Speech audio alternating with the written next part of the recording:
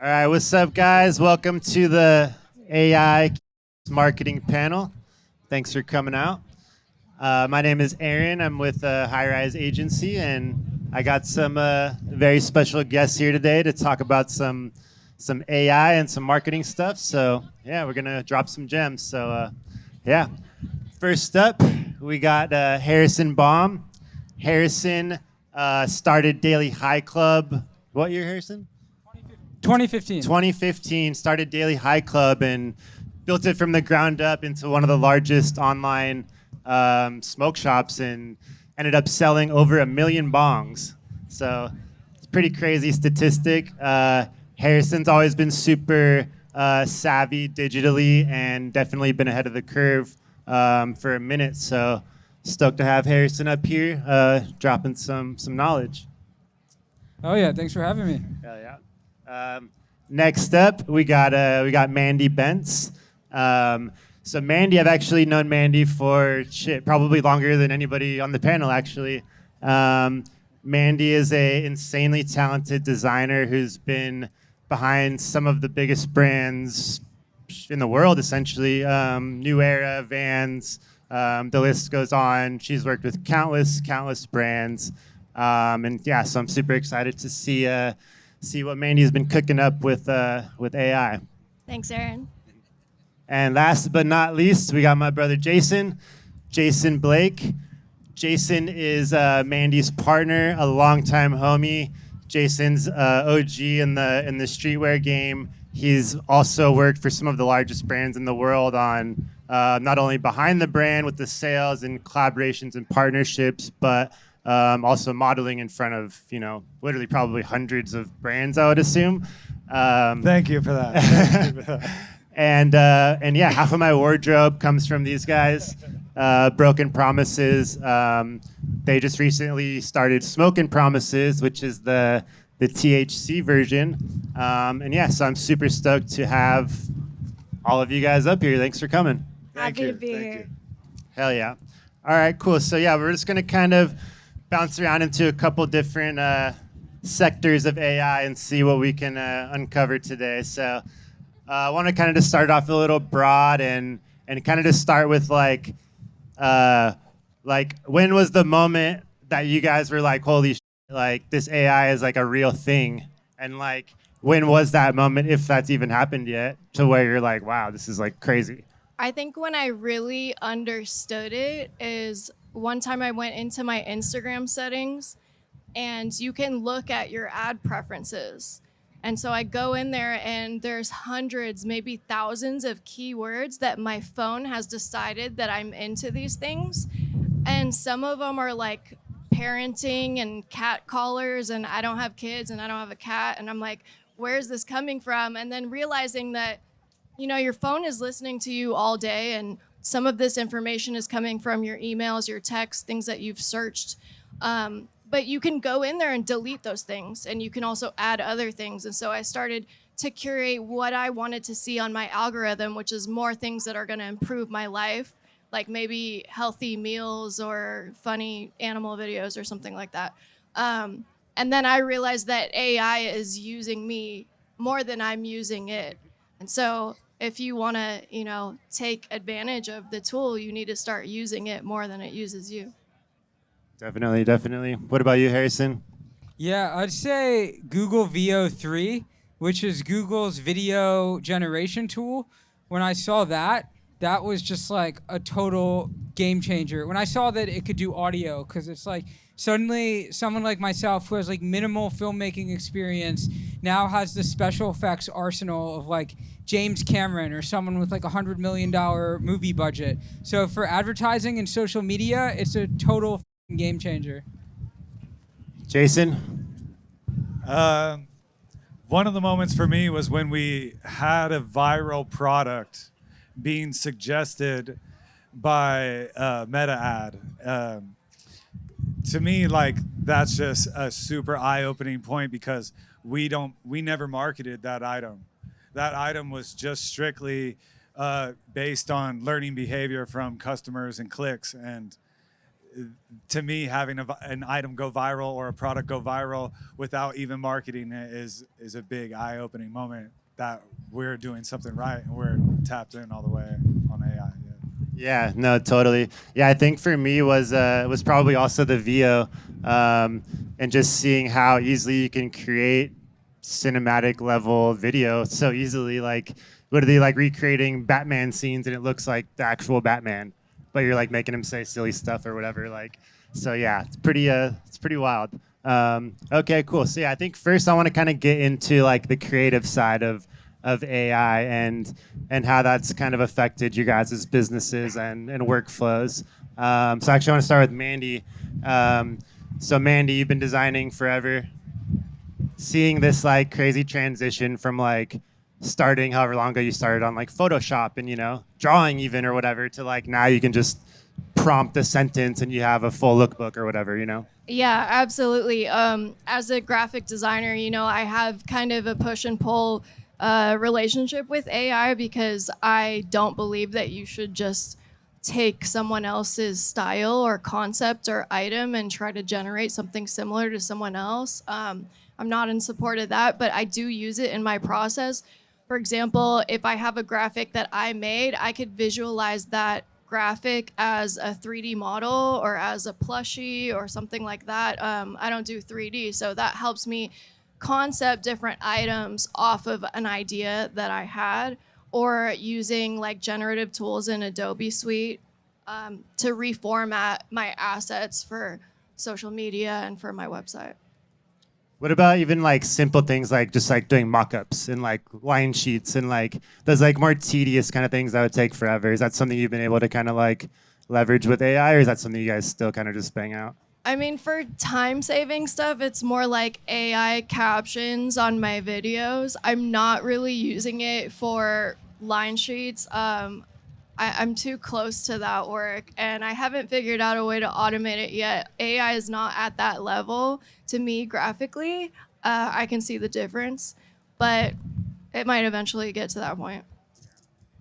And what about you, Harrison? How have you been using it to create content differently now than when you started, say, Daily High Club in 2015? Yeah, it just streamlines and makes everything so much easier and quicker. On the other hand, it's like it makes things easier. I do see people's points. Sometimes I feel like it does take a little bit of magic away, but nobody knows or can tell. Like, for example, I used to like take bongs and take photographs in front of like really cool stuff with them. And now in AI, you could just make that in 2 seconds without actually like going to the thing. On one hand, like you don't have that original photo and experience, but like, oh my God, it just makes things so much easier for product photography, for content, for videos, just whatever. It makes it so much easier. Yeah, definitely. Have you noticed trying to do any like content with bongs or with actual nugs? Has the AI been pretty good at like replicating that, or has that been a challenge? That's something that's kind of been a challenge for us, is like getting that like exact to the spec kind of thing with those type of products. Yeah, I find that it's like pretty good at, if you already have a picture of your product and put it in. And something that Google VO3 came out with like a month ago is like the frame to video with audio. So you can like upload a picture of your product and like take an alien or something, and like the alien is like holding your product talking about it, which is like a huge game changer. And I feel like for most product packaging, it does that pretty well. But I have noticed like sometimes it does mess up like the trichromes and nugs and, but I'm sure it'll get better. Okay, cool. And okay, so Jason, you have been behind, I don't even know how many collaborations, Mandee too, obviously, but Mountain Dew and Hot Cheetos, Hot Wheels, like literally everybody. So like, how have you used AI to like come up or help spark new ideas or inspiration for collaboration? Well, sparking a new idea should really start here. I don't recommend going into ChatGPT and being like, give me an idea, but it is a tool. So using AI to kind of further your thought or expand on your original thought is extremely useful, especially when it comes to putting together a marketing plan or a business plan or a launch plan, those are the things that I dig into. Our relationship is me on the business side of things and Mandee on the creative side of things. And so that's our yin yang. So when I attack via AI, it's really about, hey, how are we going to bring this product to market? What's the best way that we're going to market this product that's going to stay in tune and in touch with the community and not draw away from each brand's identity as well? Yeah, definitely. And I feel like you guys have done a really great job of building a real community and actual connection to your fan base and to your customers. And so, like, how would you recommend brands not, integrate too much AI almost and kind of like kill that connection or that community?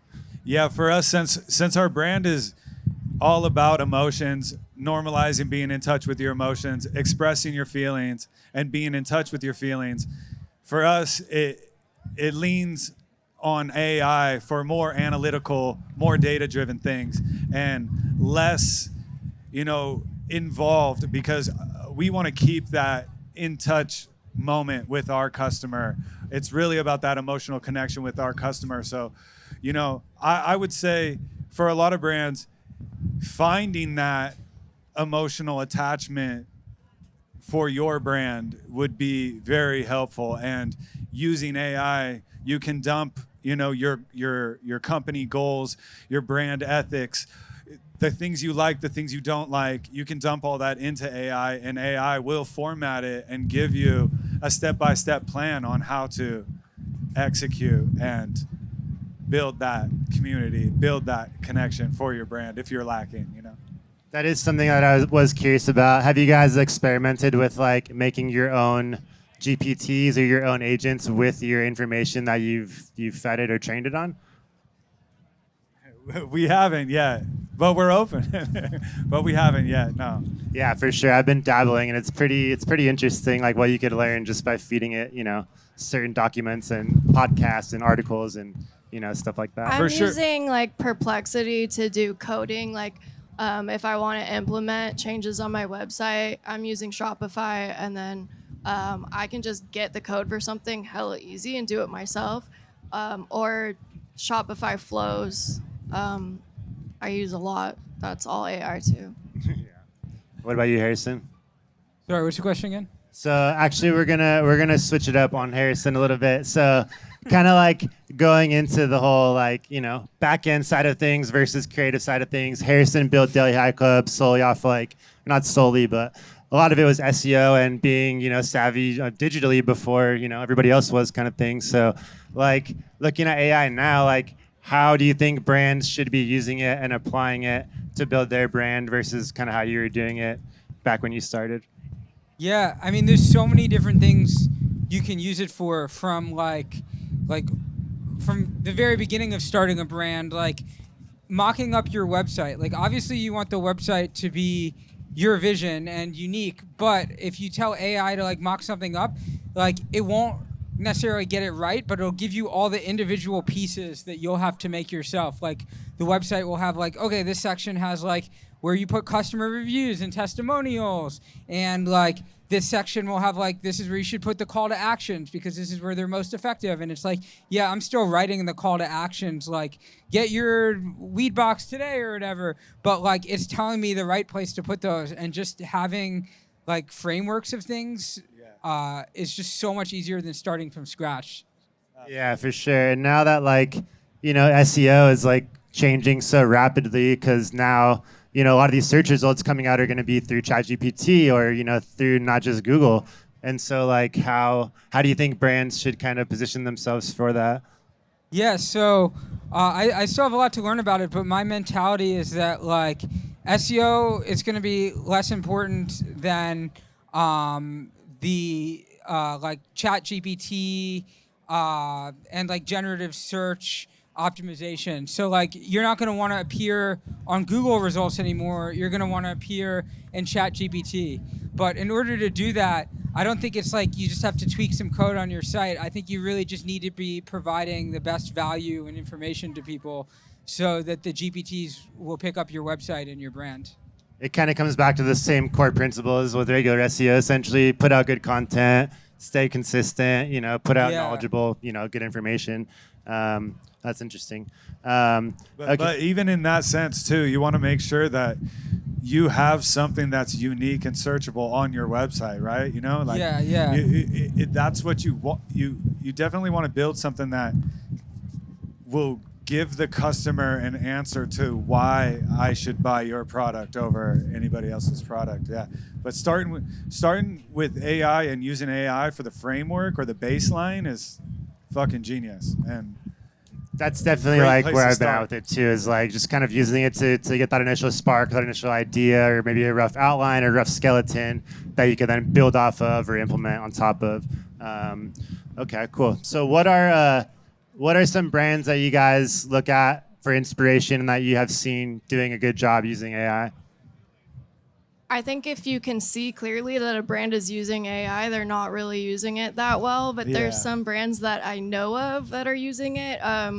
Opoly, the women's fashion brand, they're using a chatbot to negotiate prices with their customer. So let's say they have a dress on there that's $100. They're already willing to mark it down, but instead of putting the dress on sale for $50, it's there for $100, and then when you shop, the chatbot will ask you about that product, and you could tell it, hey, I don't think I want to spend this much, and it'll offer you 10% off, and then 20% off, and then 30% off, and haggle with you until you get the price that you want to purchase. And the customer thinks that they're getting a better deal, and the brand isn't dropping the value of that product down to $50. So they're more likely to check out somewhere in between the 50 and 100. Yeah, it's been interesting seeing brands implement their versions of agents or customer service bots or whatever. And yeah, that's something I've kind of thought about, like in the cannabis space. Like, there's gonna be like a little bud tender fucking AI thing that can tell you any strain or tell you, what's on the menu, or all these like kind of things that you could train it on. It's pretty wild. Or just be on your website and talk about your products. There can be a staffed agent on your website that people can talk to say like, hey, what's the best flavor right now, or what's going to make me feel this way, or any of those things can cater to any customer, any person who lands on your website that's just browsing, that has wants to interact. What about you, Harrison? What's some brands you've seen do some cool AI stuff? Yeah, the sports betting brand Kalshi has a really good AI video, and I think it was either like Popeyes or Wendy's did like a rap video. That was pretty sick. So I've been seeing it used a lot for like with Google VO. And yeah, speaking of Google VO, I've seen you getting busy over there on the VO. I've seen you make a couple videos that have gone pretty viral, right? Yeah.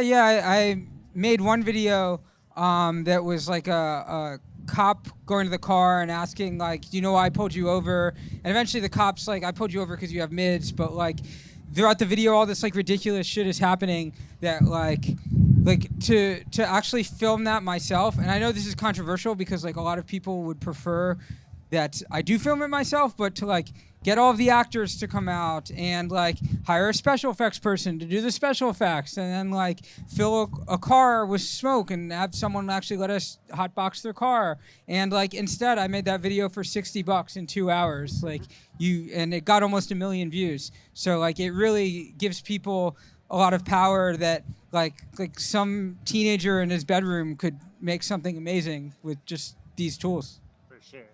Yeah, I know there's like, I don't know, it's like half people or whatever the percentage. Like a lot of people think AI is like dope, it's the future and it's here, but then you do have that crowd that's kind of like pushes back on it a little bit and like maybe isn't embracing it fully. What's your guys' thoughts on that? Like, do you like just in general about AI? I think that it's going to be adapted into everything. And so you kind of have to accept it or else you're going to get left behind. But it's all about using it as a tool the right way. There's people out there that could be using it for evil and some for good. Jason? Yeah, I think, it's a tool. So it's just like a hammer. You can use it to build and you can use it to tear apart.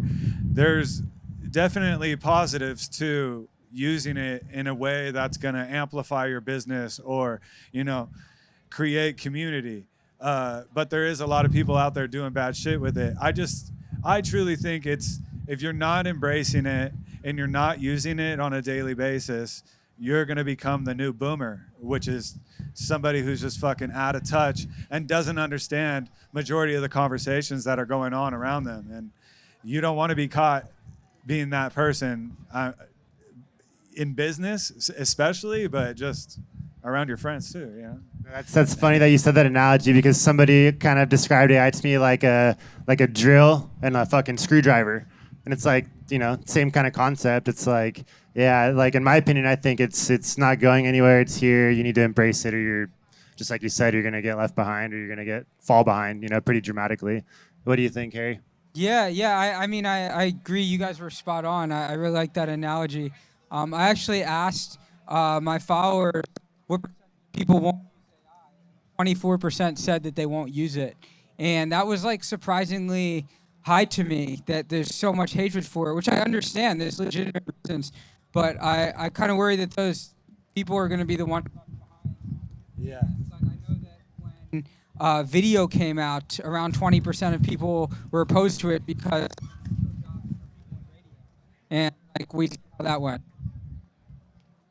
I want to get a little more specific, or maybe just try to give the crowd like a little more practical application maybe. So I just want to kind of run through like what have been some of your guys' favorite tools that you guys have used, and like to new brands that are just getting into AI or that maybe want to get into AI. What are some of those kind of like low-hanging tools, or, you know, things that they could start with to get moving? Okay. My shit's data driven, so, you know, we use an AI note taker on all of our video meetings. That's very simple and low hanging fruit that you can get into very easily. Even if you're just having a conversation with people inside your office, it doesn't even have to be a digital meeting. AI note taker is a fucking easy layup. What else do we use? We're using it in our meta ads, dynamic ads, customer acquisition, geo-targeting. Yeah, for the fucking product descriptions. I mean, shit, we're all over the place with AI. Just not a lot of like creative, forward-facing art stuff. We haven't really jumped into that. I think, like you just said, like product descriptions, like I feel like there's so much low-hanging fruit that people don't realize that they could implement like pretty easily, like today. Or writing blogs, hiding keywords in your website. Doing research, data Keyword entry, like stuffing. One thing I used it for that blew my mind was we did a survey and we got about 3,000 responses. And when I did this with my company, we would fucking go through and read every response and take notes. This is go bad? No, it's back. I pasted all that into AI and it gave me a summary. And it was like one complaint, like people said like the strain's not big enough on the packaging, or like you should change this to this color. And it just saved like 50 hours of work and did it in like a minute. It was unbelievable. yeah, it's pretty crazy. The not only time you could save, but also the money you could save. You know, it's pretty wild. Okay, I want to talk a little bit about kind of like, have you guys been fooled like genuinely by AI? Like, have you been scrolling and like fully thought something was real, and then you're like, oh wow, I'm an idiot? Me, yes. Totally me, for Many sure. ti- Multiple, many times. Multiple Yeah, times. absolutely. There was a viral video going around with the slap box. It's owned by UFC. Slap. Power slap. Power slap. There we go. Where a fucking dude gets his face hit and his eye shifts up to his fucking forehead, and I'm like, wow, real crazy. Clearly not What about real. you, though. Mandy? No. I've seen that video. That is crazy, but I'm not as gullible, I guess.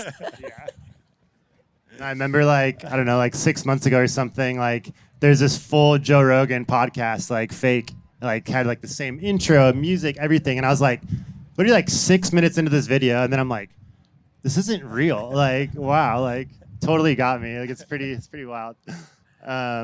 What about just like prompting the AI? Like, what have you guys noticed with that? Like, how big of a difference or effect can just prompting it differently kind of have? Yeah, I mean, the prompting is, I feel like it's a lot of trial and error.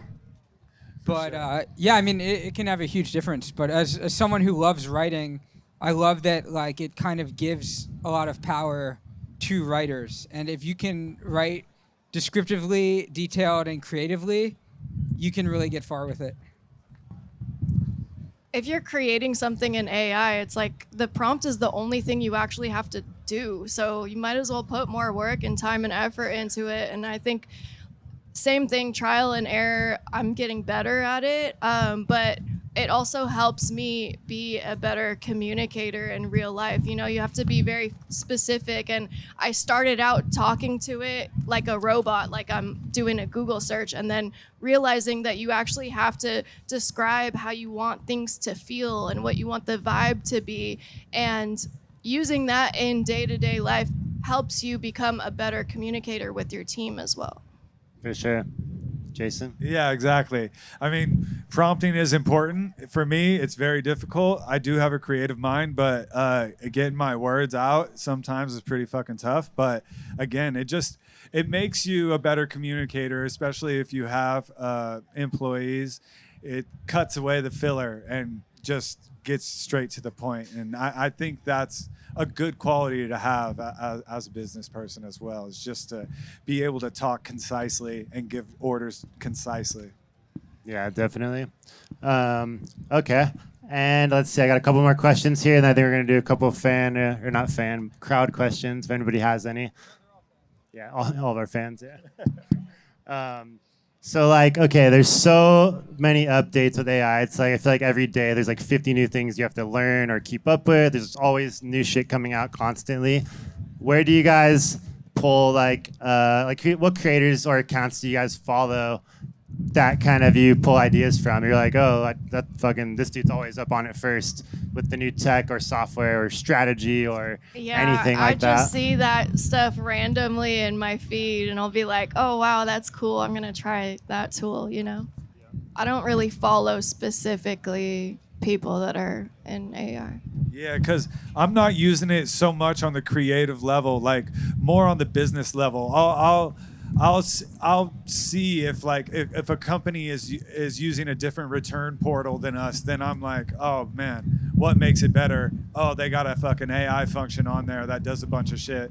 We need to switch over to this company. My shit's more data driven and more like on the back end of our business. So that's really where we're looking to implement. So I think I see it more, not so much on social, but when I'm shopping, when I'm consuming, I'm seeing like, this is a place where we could integrate AI for ourselves. This company over here is already doing it. Yeah. For sure, yeah, pretty similar to me too. I just always getting like random shit in the feed, like, oh, that's crazy, like follow that dude or whatever. So yeah, I feel that. What about you, Harrison? The guy that I follow, his handle is like PJACE, and he is like one of the leading AI directors. He does the ads for big corporations, like the Wendy's one and whatever. And he shares all of the prompts that he uses, which is super fucking useful because like when I'm making an ad, as I said, like you can start with a template from something and I'll use that as a template and modify. Yeah. Google like kind of those Bigfoot videos where the Bigfoot's walking around and like they'll release the prompts for those and you can modify it to be like some other animal or something walking around saying a different thing, but you have like the framework and something to start with. So yeah, that's a page that's taught me a lot. Yeah, I think that's a really good point Harrison made, is like a lot of these websites, like they have libraries of prompts that are already built out. So you can go there and you can see like, all right, there's a fucking elephant video or there's like a fucking lampshade, whatever it is. And you can get that skeleton prompt and at least get some juices flowing to create your own or to build off of it. So most of the big AI platforms have some kind of like prompt library typically. Okay, I want to ask a question that's not like super AI. All three of you have been super successful in your own lanes. You guys have crushed it with brands, online, bongs, all kinds of dope shit. In general, what's been some of your favorite and most effective marketing strategies? Selling by emotion, for sure. It's very effective. And I think, building that connection with a human being is in business is extremely useful and extremely powerful. Even if you don't have an amazing product, if you can build a connection with the consumer, you're still going to get a W out of that relationship. Yeah. In cannabis specifically, I think it's fun to come up with marketing ideas that have nothing to do with cannabis, but still have everything to do with your brand, and figuring out how to get around, meta guidelines and not violate them. Yeah, I'm kind of gonna build off what he said of building a connection, but like making people feel like they're part of something. I feel like that's something Daily High Club did really well. Like a lot of people are at home or they're busy with work, and they don't necessarily always have time to go out and socialize. So to like be part of a community online, or to feel like you're part of a movement, especially around like a niche like weed, which is a very big niche, is something that a lot of people really value. So if you can build that emotional connection with someone, then they're really going to be stoked about your product. Yeah, I think I definitely have to agree with all three of those. I think community for us has been like essential with all the events and bringing people together and meeting people, and just, yeah, it's been awesome. So, all right, cool. I'm gonna do one more question, and then we're gonna do some crowd questions, and then we will wrap it up. So last question, where do you see all this shit going? Let's say 24 months, how do you think AI changes, or how do you think the landscape looks versus today?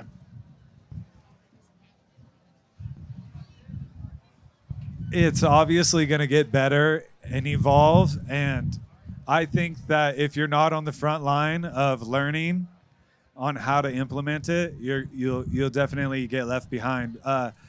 The video stuff is insane now, but I think, the evolution is going to be less prompt. You're going to need to prompt less, and it will give you more. You'll get more out of less. Yeah. I think there's a lot of people that are scared that AI is going to take their jobs, but those are the same kind of people that are plugging things into AI to respond to an email and then just copy pasting. And like, we can all see that. We can see the emojis on the bullet points. Like, we know you're using that shit. And if you're doing that, you are going to lose your job. But if you're using it as a tool and you're following up, and you're on top of the trends and you're using it to make money and to grow your business, then you're going to win. And no one's going to be able to take that from you. Yeah, I think it's really going to grow a lot quicker, like exponentially. And I don't think on the next panel, I don't think we'll be asking, have you seen anything that fooled you? I think it'll be like you won't be able to tell anymore. Yeah. Sure. Yeah, no, I agree. I can't even comprehend where this shit's gonna be in 2 years. Like, it's insane. So, okay, cool. Where's Adam at? We're gonna open up some questions. If anybody has any questions for me or any of the panelists, we'll take some.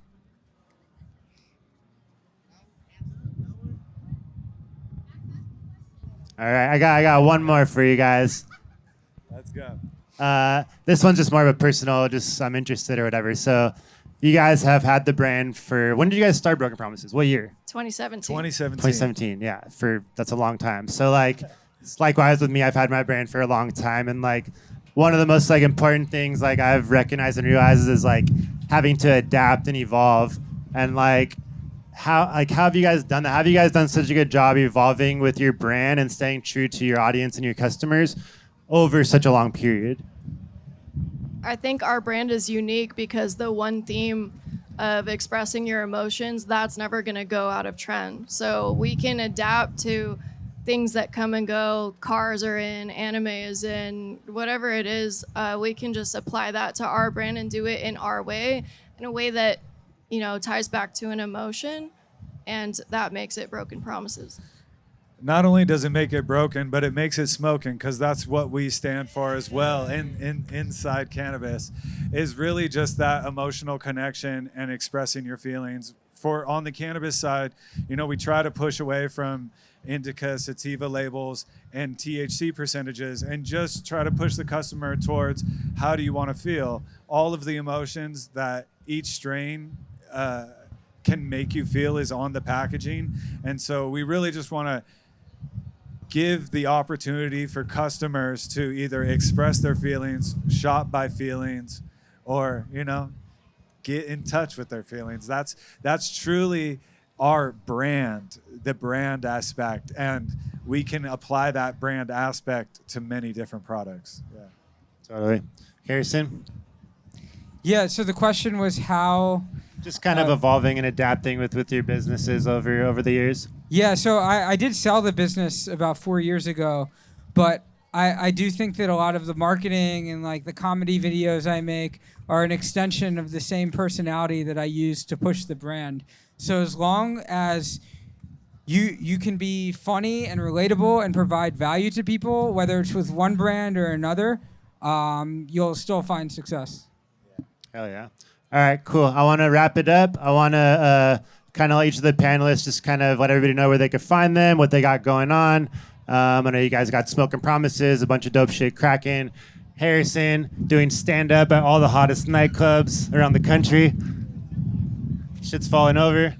All right, so so Mandee, Jason, where can everybody find you? What do you guys got going on? BrokenPromisesCo.com, SmokingPromises.com, at Broken Promises Co, and at smoking.promises. I'm Jason Promises. And at Mandee Bence. Yeah, you can find me at Hi CEO. That's my Instagram and TikTok. And I do a little bit of consulting. I also do some comedy and stand-up comedy. Don't be humble. Yeah, so got a couple videos about LA that I've been making lately. So been working on that, and yeah, that's what I've been up to. Yeah, Harrison goes crazy on TikTok and IG. If you guys don't follow him, it's definitely one of my favorite accounts to follow. Appreciate that. Likewise. Hell yeah. Alrighty, cool. Well, thanks everybody for coming out. Shout out to the network show for having us, and thank you all for being here. Thank you so much. Thank you. Thank you.